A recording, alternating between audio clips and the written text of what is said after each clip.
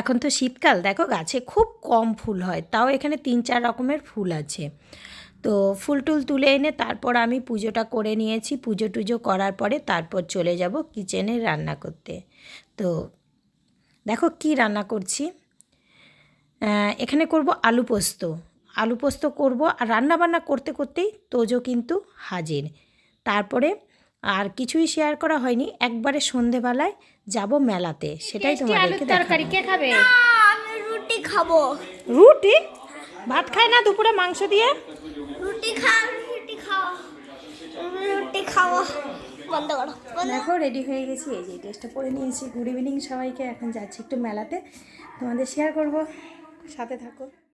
দেখো চলে এসেছি মেলাতে, আর এখন কিন্তু রাত 8টা বাজে। আর মেলাতে এসে মানে নাগরদোলা এবার অনেক বেশি এসছে। তো নাগরদোলা আমি কিন্তু চাপি না, তো তোজো খুব জিদ করেছিল, তো ওকে 2-1টাতে চাপিয়েছি। তারপরে না এবার সন্ধ্যের টাইমে বাড়ি থেকে কিছু না খেয়ে বেরিয়েছি, খিদে পেয়ে গেছে। আমি বললাম অনেক দিন ফুচকা খাওয়া হয়নি, চলো একটু ফুচকা খাই। আর আমার সাথে গেছিলো আমার নিচের ঘরে থাকে দিদি আর দিদির মেয়ে। তো দেখো এখানে ফুচকা খেয়ে নিয়েছি, ফুচকা টুচকা খেয়ে এবার যাব যে নাগরদোলাগুলো এসছে সেখানে। তো নাগরদোলাতে অনেক রকমের নাগরদোলা, সব কিন্তু মানে আমি কিন্তু নাগরদোলায় চাপতে পারি না, আমার প্রচণ্ড ভয়, আমি কিন্তু চাপি না। এই ব্রেকটাতে একটু চাপি, কিন্তু একা ছিলাম বলে চাপিনি, দিদিরা চাপবে না। তারপর তোজোকে এখানে এই যে বলছে আমি সুইমিং পুলে যাব না সমুদ্রে যাব, দিয়ে তারপর তোজোকে এখানে একটু চাপিয়ে নিয়ে একদম চলে গেছিলাম। আরও সেই বড় বড় নাগরদোলায়ও চাপতে চাইছিল, কিন্তু আমার দ্বারায় তো অসম্ভব ওগুলোতে চাপানো। আর একা তো বাচ্চা, একদমই মানে চাপানো যাবেই না।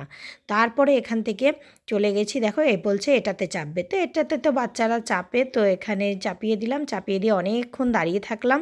দাঁড়িয়ে থাকার পর আমি বললাম যে চলো এবার কিছু একটু খাওয়া দাওয়া করা যাক। আর ভালোই ঠান্ডা পড়ে গেছে কিন্তু চিত্তরঞ্জনে। তো তোজো ওই ঠান্ডার মধ্যেও খাবে আইসক্রিম। একটু ঠান্ডা লেগেও আছে, কিন্তু এটা কী আইসক্রিম আমি জানি না, তোমাদের জানা থাকলে কমেন্ট করে বলো। তারপরে তোজো দেখো চিকেনের ঠ্যাং চিবানোর অবস্থা। আর ওই দিদির মেয়ে আলু কী যে খায় কি জানি, আলুর কী ছাতা মাতা নিয়েছে। আর আমরা ফিশ ফ্রাই খেয়েছি, লোটে ফিশ ফ্রাই, ভেটকি ফিশ ফ্রাই সায়নের জন্য নিয়ে আসলাম। তারপরে দেখো এই যে আমার পানের অবস্থা, আমার রিয়াকশানটা দেখো শুধু কী অবস্থা আমার। আমি বললাম যে একটু ভিডিও করব, পানটা নিয়ে কিন্তু আমি খাইনি একদম, মানে পানটা কিন্তু ফেলে দিয়েছি সাথে সাথে, নেওয়ার সাথে সাথে আমার শরীরটা কেমন খারাপ লাগছিলো, সাথে সাথে ফেলে দিয়ে মুখ টুক ধুয়ে নিয়েছি।